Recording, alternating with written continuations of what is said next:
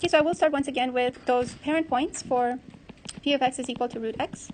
We're taking the 0, 0, the 1, 1, the 4, 2, and the 9, 3.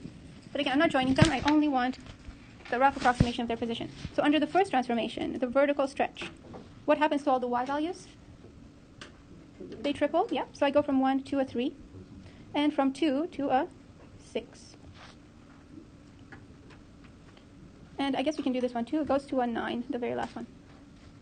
Yeah, but I'm not going to worry about connecting them because that's not the final function, okay? All I've drawn here is y is equal to 3 times root x. A few points. But then in green, I'm going to compress it horizontally. So what happens to all the x values? They divide by 4, that's right. So it's a bit tough here because the 4 is going to be easy, 4 goes to 1. But these other ones, from 9, I go to 4.5. So somewhere there. And the very bottom one goes to a bit of a painful point, to a quarter, okay, closer to the y-axis. And what I've drawn here is just y is root 3 and 4x. Okay, again, I'm not connecting the points. I'm just showing their compression along the horizontal axis. Oh, that should be closer in, shouldn't it? So 9 divided by 4. Is it 1.25? I think it is. So let's say 9, 2.25? So that will be somewhere here, roughly. Thank you, Olivier. Okay, so now we're going to go with the translations. We're going 2 to the left and 1 up. I'm actually going to do this in one step. Okay, so I'll use purple. Okay, I don't want to shift up and down a whole lot. So let's take the first point. It's going 2 to the left and 1 up. And I can start with the very first point. So 2 and 1, that would be right here. That's the starting point of the function. And then the other ones won't be as exact, but 2 to the left and 1 up. And then 2 to the left and 1 up. And 2 and 1 up. So that would be somewhere there. Oh no, this one should be a little lower, so that one is right here. And then we have the last one. 1 up and 2 to the right.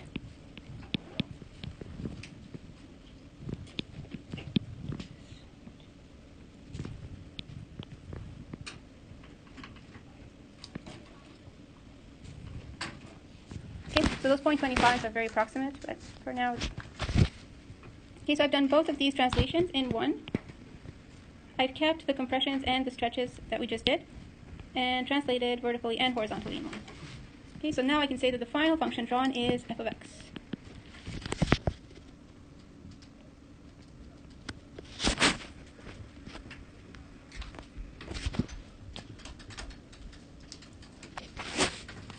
Is that okay if I turn the lights off completely? Can everybody see well? Yeah. No. Yep. Would you be able to simplify that in order to avoid doing the stretches and concussions by just doing 6 root x plus 2? Or because you multiply it by 2 when you could. Yep. So that's another approach. That's right. So if you were to graph this quickly, that's right. Because this is a perfect square, you could take this out and look at it as 6 times the bracket, and then treat it as one vertical stretch. Yep. But most of the time you won't be able to, so it's probably the best thing. Okay, so last note here before we go through all the rules, we have the order of operations ensures proper quantification of the horizontal translation. Well, even vertical translation, so but okay, so the order of operations ensures the proper quantification of the horizontal and vertical translation. Okay, otherwise your step calculation there might be a bit offset. You'll still be able to read all the other transformations, but the graph will suffer just slightly.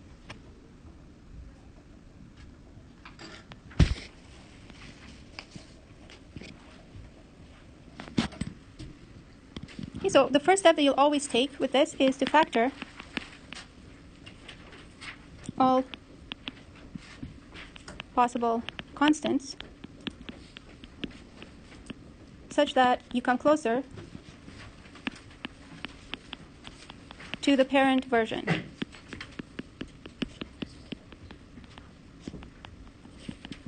Okay, so remember you had 4 different cases there. Your y is equal to x, your y is equal to x squared, y is 1 over x, and root x. Okay? So I always need to factor so that the coefficient of that x is 1.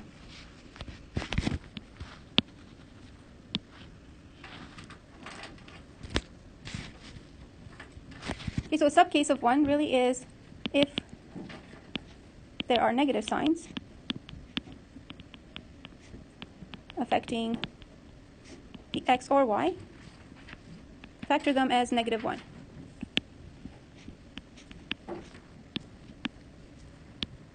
That would be where you consider your reflection.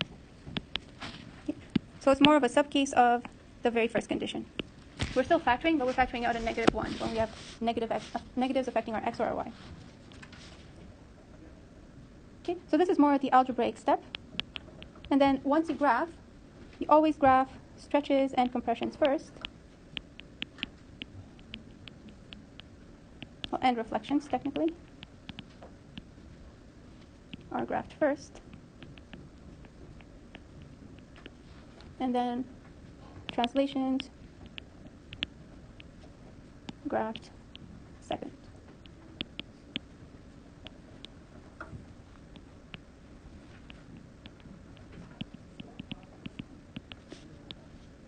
Okay. So this is at the graphing stage. Yep. Such that. What's written on the side there? Just the parent functions, a reminder of what the parent. Oh, algebra and graphing. Okay, so there's a section referring to just the algebra you need to do, but this here says such that. So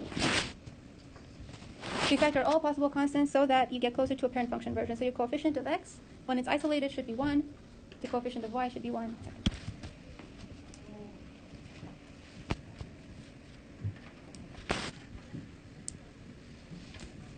And these two here, technically the first two steps, because they're subsets of each other, these are interchangeable. It doesn't matter what order you do them in.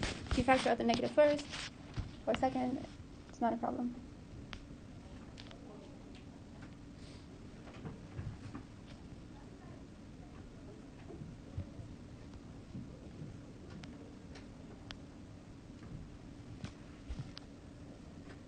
Yep. Sorry? Men's room, sure. Without your phone? Okay. I trust you. I don't know if that's necessary. Okay, so are we ready to graph a bit? Get some practice here? Yay, okay. So the first one, any questions about those steps? They'll become a bit more clear once we start the examples. So g of x is -1/2 times 4x all squared. Now I'm going to leave it in that form, but later we'll show that you can modify it algebraically. So right now, there's nothing I need to do to factor that negative because there's nothing added or subtracted. So we have a negative. Jasper, do you have a question? Yeah, so it's like the -1/2, like do we have to factor this like out? No, not here.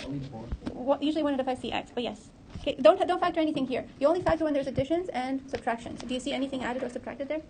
No. Okay, so this in a way is already factored for you. We're just going to interpret. No translations, that's right. That's right. Okay, so the negative is a reflection into what axis? What changes there, the x or the y? The y. And that means reflected into which? No, the x-axis, okay? If the y flips from positive to negative or negative to positive, then it's into the x. Like I said, we're not going to modify this algebraically, but you can do that later. And I'm going to move on to the half there. Because it's outside the brackets, it already tells me it's referring to what? Vertical, yeah, vertical compression. Sorry, Matilda, what did you? That's right, it's CA.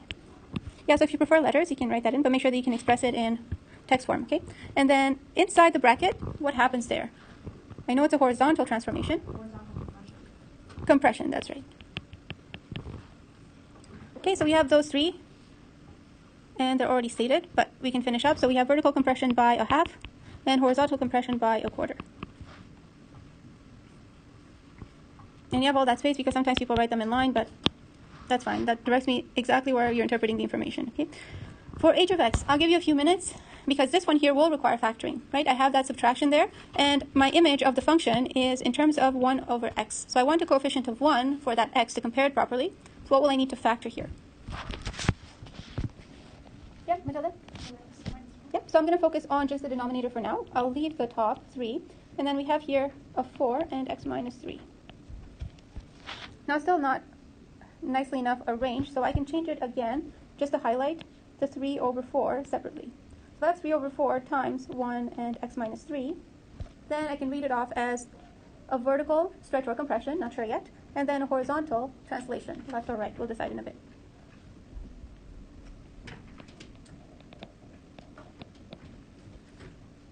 and there is another discussion we'll have there in a bit. But for now, what does this 3/4 tell me? Is that a vertical stretch or compression? It's a compression because that's less than 1, exactly. And then here I have a horizontal what? Translation and direction to the right by 3, and the compression was by a factor of 3/4.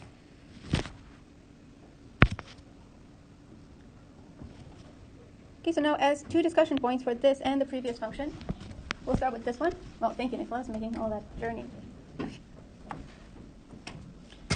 Okay, so if I look at the top here, I could have left it as just 3 times. So again, it's in gray because you don't have to do this every time, but there's nothing wrong with looking at it as 3 times 1 over 4 times x minus 3. So that now shows me it's a vertical stretch and also a horizontal compression by 4. Okay, so I can break it down in different ways. But again, it's in gray because you're not expected to do this every time. Okay? So I have a vertical stretch by 3. I have a horizontal compression by a 1/4. And then finally, the same thing with the translation. This will not change. So horizontal translation to the right. So in terms of graphing, it's up to you. It looks like the more practical one would be the one in gray. But if you're just listing the transformations, the ones in solid ink are a bit faster. Yep. Question? Yep. Either one. Okay. I'm not asking you for both, but either one makes sense. And for graphing purposes, the gray would probably be more convenient. But if you're just listing transformations, it's probably faster to go with the darker ink. Okay. So it's all about optimizing your time on a test. Horizontal compression. So we're going back to the one on the left. Is everybody done with this one? Raise your hand if you're done. 1, 2, 3, 4. Okay, good. So I'm going to go here, and I'm going to rearrange this algebraically to see if there's any other way I can express this. So we have g of x is negative. There's nothing I can do about that. But I can take that 4 outside of the bracket, and that turns now to 4 squared. And I still have the x squared. Henry, I understand you're interested in hypnotism, but can you please look at the board? Jasper, focus. Okay. So what do we do here with that 4 squared and the 2? Is there any way we can simplify that? Okay, 4 squared is what? 4 squared is what? 16, okay, over 2 x squared. So this is negative 8 x squared. So if I simplify to that, I now have still a reflection into the x-axis. But this reveals just a vertical stretch or compression? Stretch. Okay, stretch. Okay. But remember here, we talked a lot about the vertex form last time. So technically here I would write x minus 0 all squared plus 0. Highlight, there's absolutely no confusion about the translations. You don't have to write this, it's just a bit of reason. Okay, so either answers here are acceptable. It's up to you to decide which one's faster for you on a test.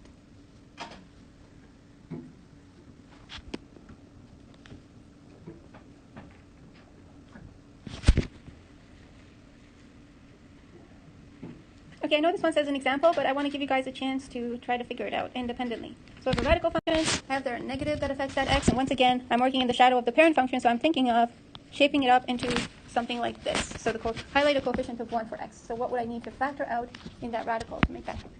You can talk to your neighbor. You can talk to your neighbor.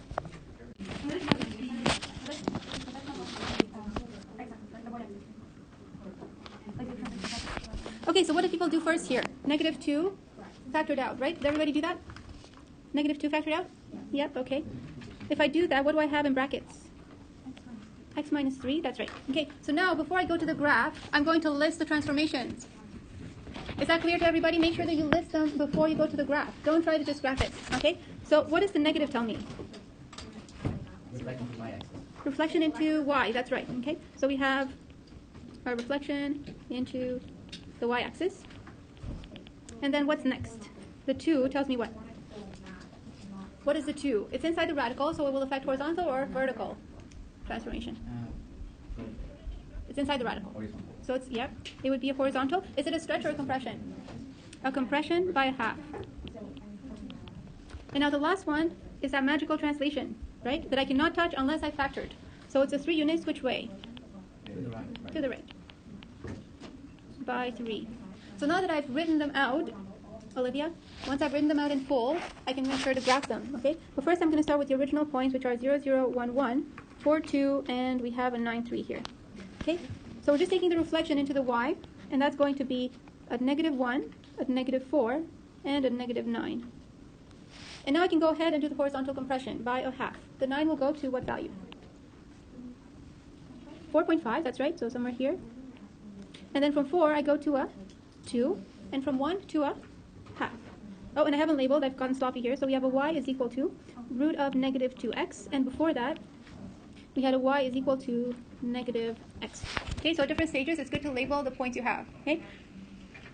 And then lastly, I'm going to translate that blue one to the right. So I'm going to take all of those, and we go 3 to the right. So that would be the first one, and 3 to the right, and 3 to the right. And the original point is now at 3.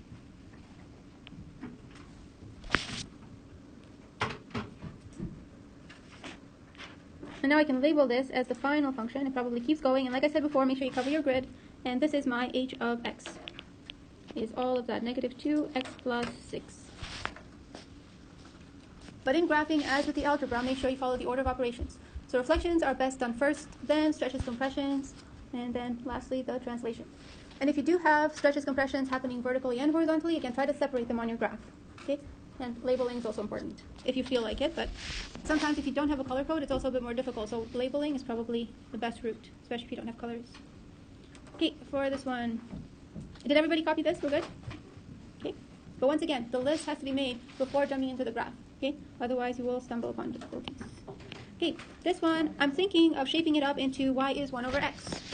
So the first thing I need to do is factor out the negative just to see it a bit more clearly. We have an x plus 4 and a minus 2. Okay, so the negative here tells me there is a reflection, and it's the y that changes, so reflection into the x-axis. And then I have no stretches or compressions, right? All the coefficients of x and y there are 1. So I can move directly into the, I'll use a color here, the translations.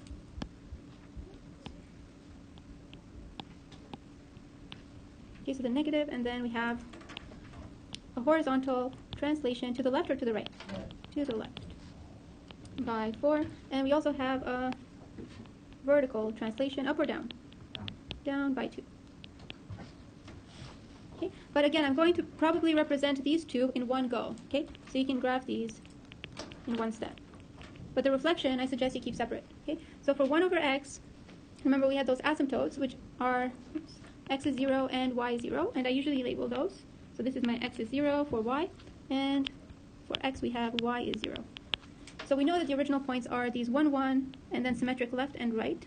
I only want 3 points. And then -1, -1, and the symmetric points. So I'm going to start with those and reflect them into the x-axis. So where would, let's say, these ones on the left side of the y-axis go if I'm reflecting into the x-axis?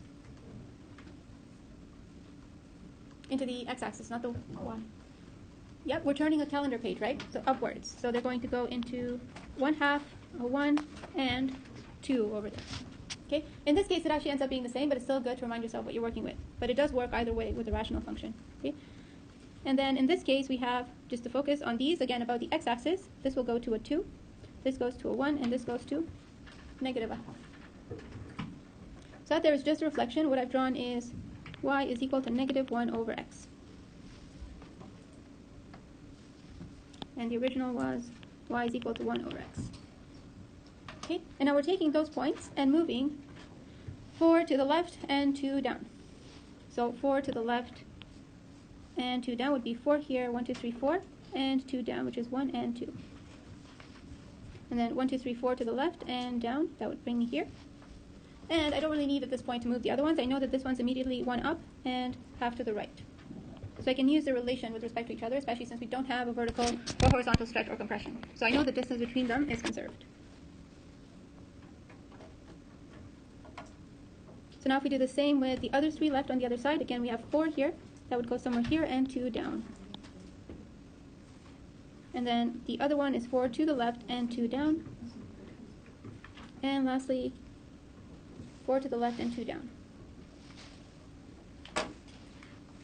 So other than counting, can somebody think of a different method that I suggested last time in terms of graphing here? The asymptote. The asymptotes, right? So if I go straight to the asymptotes in the first case, because I know in this case the points are equally spaced with respect to each other, then if I write down my asymptote from the beginning, this is my x is equal to -4.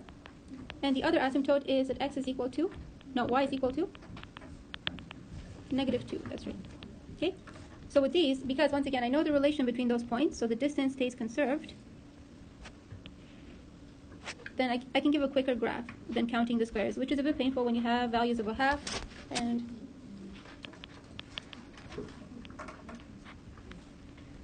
okay, so I will highlight here the asymptotes come just from x plus 4 is 0 and from y is equal to negative 2.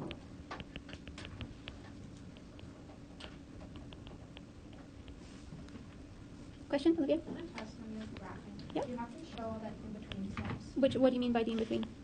Like, see how you had like the parent function, and then you had the negative of that, and then Oh, the different colors? Yeah. You don't have to, but just like with anything else, if there are any errors, Yeah. it's on you and you lose all the marks if I don't see any of the visible in between steps. So then, Right? if you were showing steps, like you would just do it like Yeah, you can. You can go straight to the asymptotes and show the points. But once again, if you make any sort of errors, just like anything else, you lose all the marks. Instead of if I see what you're doing, you probably get half the marks.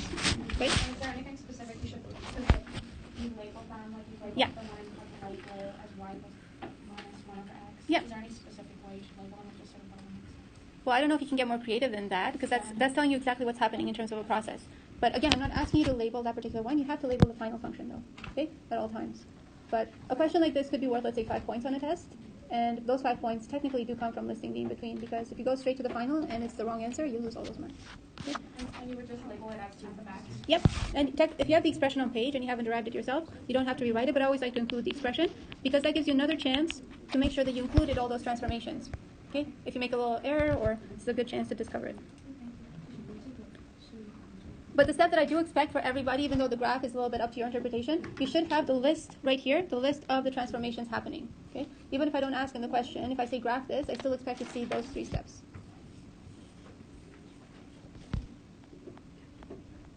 Okay, do you want to give this one a try independently? This is where you do not want to take that 1/2 outside the radical. You still want to factor it within, not the radical, but you want to factor within the bracket, but do not take the 1/2 outside, okay? Because you'll just get 3 over 4, which is not a lot easier to graph than what it currently is. So I'll need my square brackets here, factor out the half, and I'm still left with an x, but what happens here with the 1 if I've divided by a half? What does it turn to? A 2, that's right. Okay, so there's a translation that's hiding within that 1. So you'd be tempted to say translating 1 to the right, but it's actually translating by 2 to the right. Okay, that's the beauty of combining them.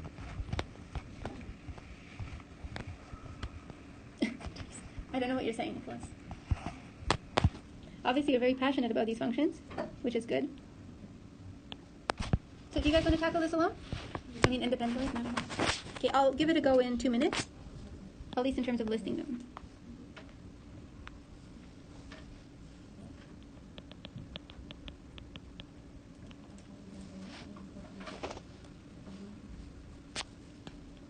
It's a busy set of transformations, isn't it? How many do we have there?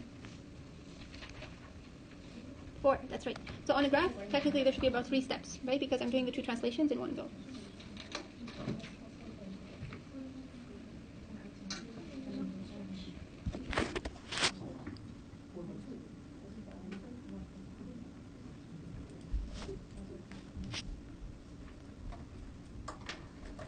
Okay, so let's take some turns here. Who would like to go first? What's the 3 giving us? It's a vertical stretch. Who was that? It wasn't me. Okay, all right. Okay. So vertical stretch by 3. And then who's next? Who would like to treat the 1/2 here? Explain to us what's Olivia? Horizontal stretch by 2. Yep. And then who else for the first translation? Who is brave? Any brave souls here? Jasper? 2 to the left. Okay, is it horizontal or vertical? Horizontal. Okay. So horizontal translation. Wait, did you say to the left? To the right. Okay. By how many units? 2. By 2. And then I'm going to keep the same color because I will show that in one step. So 4 minus 4 gives me what? Vertical or horizontal? Vertical. Okay. Is it up or down? Down. By 4. So I'm going to fix those initial 5 points for myself, 0, 0, 1, 1, and 2, 4. Okay, and for the vertical stretch, I probably won't be able to show all those 5 points, but I can show the first 3, including the vertex. Does the vertex move? No. No. Okay, and the y values go to where? From 1 to 1? Triple their value, yeah, so to a 3. So I grabbed here y is equal to 3x squared, technically. Horizontal stretch by 2. What do those points do now? What happens to the x values? Sorry? Oh, did I put them at 4? Yeah. Someone can count. Okay. And so we're taking them from the same along the same y-axis. Where did the x values go? To half their value?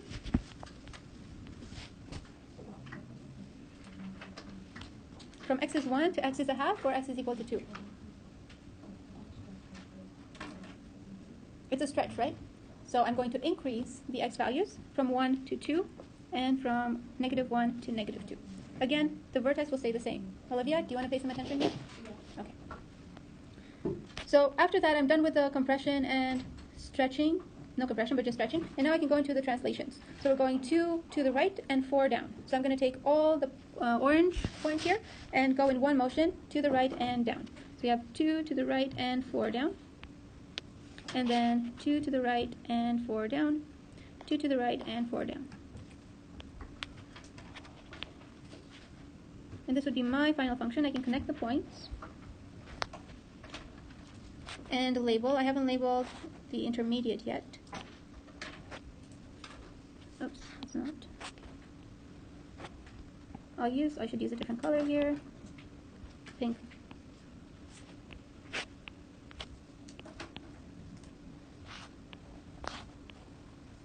Okay, so y is equal, no, q of x is 3 times a half x minus 1 all squared minus 4. And just the intermediate labels there. We have the stretch, which was y is equal to 3 times a half x squared. You have what? No, you don't. That's just something to keep track of in terms of how far you've moved and what transformations you've done already. So it's more a note to self, but you are expected to make these lists here, okay? So all of this, that needs to be shown. Yep.